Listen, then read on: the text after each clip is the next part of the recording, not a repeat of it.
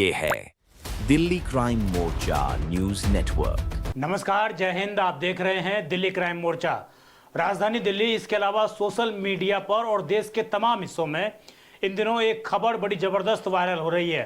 तमाम reels, Instagram के reels और फेसबुक के रील्स पर आप ये देख पा रहे होंगे कि किस प्रकार सड़क पर चलने वाली टिर्री अध्यार्थ ई रिक्शा को टारगेट करके किसी भी जगह पर रोक दिया जा रहा है। ये कुछ शरारती तत्वों, इसके अलावा कुछ बदमाशों के गिरोह के माध्यम से भी किया जा रहा है। ऐसा मैं इसलिए कह रहा हूं कि कुछ समय पहले उज्जैन के अंदर एक खबर सामने आई कि जहां पर एक पुलिस ने एक ऐसे सिंडिकेट का खुलासा किया था जिसमें वो एक गिरोह बनाकर ई रिक्शा को बीच रास्ते में रोक लिया करते थे और इसी के बहाने वो उन रिक्शा चालकों से पैसे ऐंठने का काम करते थे।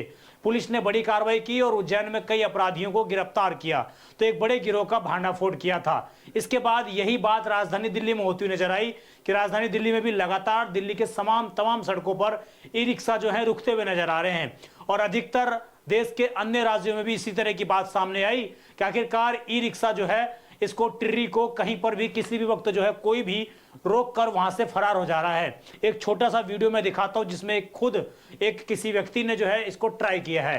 तो guys, this is e rickshaw. इससे हम कनेक्ट करेंगे अभी एंड ये स्विच ऑफ।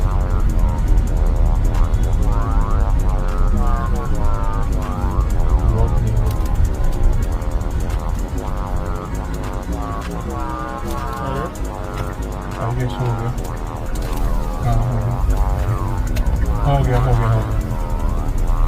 आपने ये लगभग 1 मिनट का वीडियो देखा, इसमें साफ तौर से आप देख पा रहे होंगे कि किस प्रकार एक कार चालक एक ऐप डाउनलोड करता है और उस ऐप के डाउनलोड करने के बाद वो तुरंत सड़क पर चल रही एक रिक्शा को वहीं पर जाम कर देता है।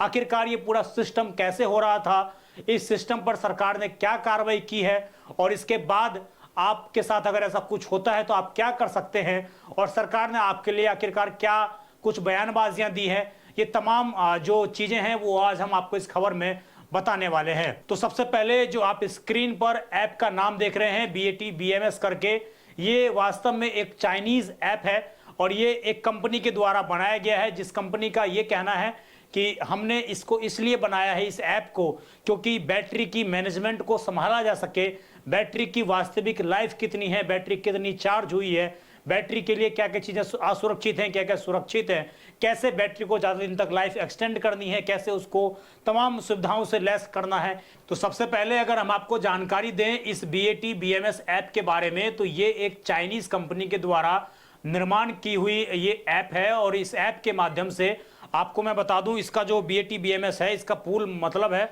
Real time battery management tool.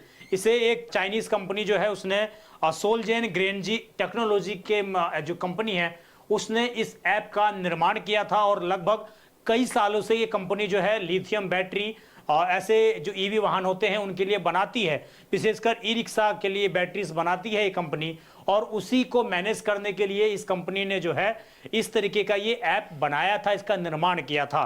अब इस बैटरी का इसमें इसका जो मेन काम था, उसका काम ये था इस ऐप का कि बैटरी कितनी सुरक्षित है, बैटरी की लाइफ क्या है, बैटरी को कैसे चार्ज करें कि बैटरी ज़्यादा दिन तक चलेगी, बैटरी को कैसे तमाम चीज़ें सुरक्षित रखें। इसके अलावा इस ऐप का ये भी काम था कि बैटरी से जो है पूर्ण रूप से पावर कट कर दिया जाए जिससे कि बैटरी ज़्यादा दिन तक चल सकती है। इस बैटरी के माध्यम से सिर्फ ई रिक्शा ही नहीं, जो पानी में तैरने वाले नाव होते हैं, इलेक्ट्रिक नाव, उसमें भी इस कंपनी के बैटरीज लगाए जाते हैं। इसके अलावा तमाम जहाज़ों में भी इस कंपनी के बैटरी लगाए जाते हैं और अन्य वाहनों में भी इस कंपनी के बैटरी लगाए जाते हैं। तो कंपनी ने ये सोचकर ये BATBMS ऐप जो है बनाया था कि भाई जो वाहन चालक हैं, इसके अलावा जो इंजीनियर हैं, वो इस ऐप का यूज करके चालक को सही सुविधा प्रोवाइड करवा सके और बैटरी की वास्तविक जानकारी हासिल कर सके। कंपनी का लक्ष्य ये था, लेकिन कुछ लोगों ने इसको गलत इस्तेमाल किया और किसी भी जगह पर इस ऐप के माध्यम से बैटरी जो रिक्शा है उनको बंद करना प्रारंभ कर दिया। इसकी जो एक हम कहें तो जो संख्या बताई उसमें 10 से 15 मीटर तक इसको ब्लूटूथ के माध्यम से कनेक्ट किया जा रहा था और ये सारी गतिविधियां जो है चल रही थी। अब इसमें एक बड़ी जो कार्रवाई हुई है उसमें मैं आपको बता दूं तो ये सरकार ने बोला है, तमाम चीज़ें पर मैं आऊँगा, लेकिन उससे पहले आपको मैं बता दूं कि सरकार ने एक बड़ा फैसला लिया है उसमें सरकार ने ये फैसला लिया कि आईटी मंत्रालय के द्वारा कि इन ऐपों को फिलहाल प्ले स्टोर और ऐप स्टोर से हटा दिया गया। यानी कि जिस जगह से लोग आसानी पूर्वक इन ऐप को अपने मोबाइल में डाउनलोड कर रहे थे और शरारती तत्व या कुछ बदमाश टाइप के लोग वो अपने मोबाइल में डाउनलोड करके जो चालक हैं उनको परेशान कर रहे थे, तो उनके लिए भारत सरकार ने ये ऐप बंद कर दिया। लेकिन हैरानी की बात यह है कि अभी कुछ समय पहले ही जब मैं वीडियो रिकॉर्ड कर रहा हूं तो अभी 5 बजे का वक्त हो रहा है और मैंने ठीक 15 मिनट पहले प्ले स्टोर पर यह ऐप डाउनलोड किया, यानी कि मेरे मोबाइल में अभी भी ये ऐप डाउनलोड हो रहा है। तो भारत सरकार ने कहा कि हमने बंद कर दिया, लेकिन उसके बावजूद ये ऐप डाउनलोड हो रहा है और ये ऐप शायद गतिविधि भी काम कर रहा हो। हालांकि सरकार ने साफ तौर से कहा है कि कुछ घंटों के अंदर ये ऐप पूर्ण रूप से प्ले स्टोर और तमाम ऐप स्टोर से गायब हो जाएगा। देखने वाला बात यह है कि कितने देर तक ये प्रभावी होता है।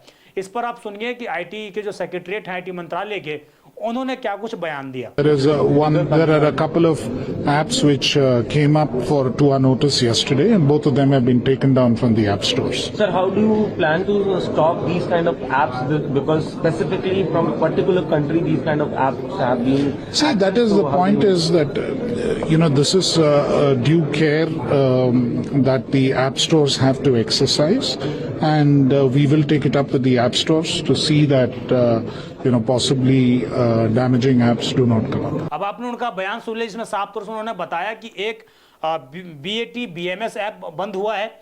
इसके अलावा एक दूसरा ऐप है लोसीजी, ये भी एक चाइनीज ऐप है, इसको भी बंद किया गया। अब एक मन में आपके सवाल होगा कि आखिरकार ये कनेक्ट कैसे हो जा रहे हैं?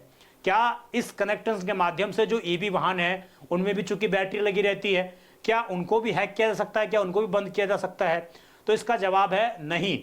किसी भी इलेक्ट्रिक वाहन ई रिक्शा को छोड़कर जिसमें ब्लूटूथ वाली बैटरी हो और उसका हाई मतलब पासवर्ड ना हो, उसको कनेक्ट नहीं किया जा सकता। वास्तव में जो इलेक्ट्रिक वाहन है उसमें हाई सिक्योरिटी होती है, हाई लेवल पर पासवर्ड तय किए जाते हैं, तो इसलिए उसको कोई भी किसी भी जगह इसके माध्यम से कनेक्ट नहीं कर सकता। वास्तव में जो इलेक्ट्रिक वाहन होते हैं, फिर चाहे वो बाइक हो या कार हो, अगर उनको कनेक्ट करना हो तो उसके लिए आपका ही मोबाइल नंबर उसमें इस्तेमाल होता है, उसमें OTP आते हैं, तमाम तरह की चीज़ें होती हैं और उसके बाद कनेक्ट किया जा सकता है। लेकिन जो इलेक्ट्रिक ये ई रिक्शा है, इनमें वास्तव में कोई इस तरीके का OTP और तमाम इस तरह का कोई प्रावधान नहीं था।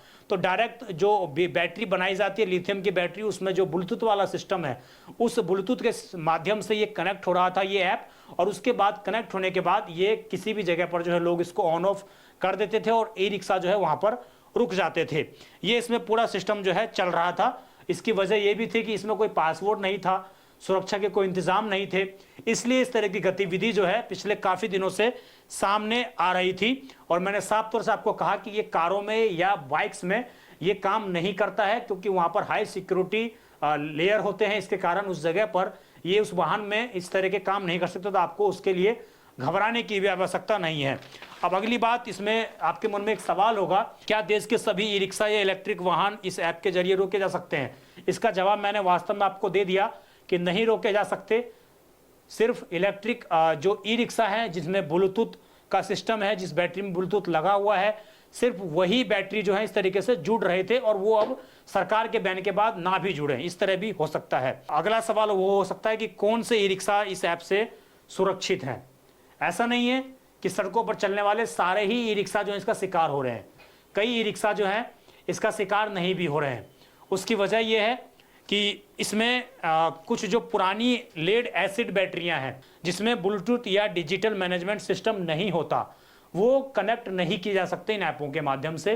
वो जो बैटरी ई रिक्शा है वो आज भी सुरक्षित हैं। अब इसके लिए आपके मन में एक ये भी सवाल होगा कि आखिरकार इसके जिम्मेदार कौन है, ये चीज़ हो क्यों रही है? लोग तो परेशान हुए, लोग तो अभी भी परेशान हो रहे हैं सड़कों पर। इसके लिए जिम्मेदार कौन है? इसके लिए जिम्मेदार वास्तव में वो कंपनी नहीं है। इसके लिए जिम्मेदार वास्तव में कुछ ऐसे डीलर्स भी हैं जो चालकों को बिना ब्लूटूथ का जो मामला है वो समझाए, बिना उसमें कोई नया पासवर्ड दिए सीधा जो है उनके मोबाइल उनके वाहन में बैटरी लगा दे रहे हैं और वो बैटरी ऑन होते ब्लूटूथ भी ऑन हो जाता है। उनको वो जो डीलर्स हैं वो समझाते नहीं हैं। वास्तव में डीलरों के पास भी ये जानकारी नहीं है कि इसमें कोई ब्लूटूथ सिस्टम है और इस तरीके का ये काम करता है। तो उन्होंने बैटरी चालू करी, ब्लूटूथ अपना भी स्टार्ट हो गया, शरारती तत्वों ने जो है वो ऐप डाउनलोड किया और उसको कनेक्ट किया और उसके बाद कहीं भी उसको रोक दिया। तो वास्तव में इसमें कंपनी की भी जिम्मेदारी थी, क्योंकि उन्होंने लोगों को ट्रेनिंग नहीं दी, डीलर्स को बताया नहीं कि ये कैसे काम करती है बैटरी बाहर से आई चाइना से और इंडिया वालों ने अडॉप्ट करी और वो वाहन में लगाने शुरू हो गए। उसके लिए कोई SOP जो है वो तय जरूर की गई होगी, लेकिन उसकी जानकारी लोगों को, चालकों को नहीं दी गई, जिसकी वजह से कहीं ना कहीं इस तरह की घटनाएं, इस तरह की चीज़ें जो है सामने आई हैं। अब इसमें एक बड़ा सवाल ये कि आपके लिए, अगर आप ई रिक्शा चालक हैं तो आपके पास क्या चीज़ें हैं जिससे आप इन चीज़ों से बच सकते हैं। तो इसके लिए मैं आपको कुछ टिप्स देना चाहूँगा। पहला ये कि पासवर्ड चेक करें। इसमें क्या है, नज़दीकी बैटरी डीलर या मैकेनिक के पास जाएं और वहाँ पर आपकी लिथियम बैटरी या ब्लूटूथ कनेक्टेड वाली जो बैटरी है उसको पासवर्ड से प्रोडक्ट करें।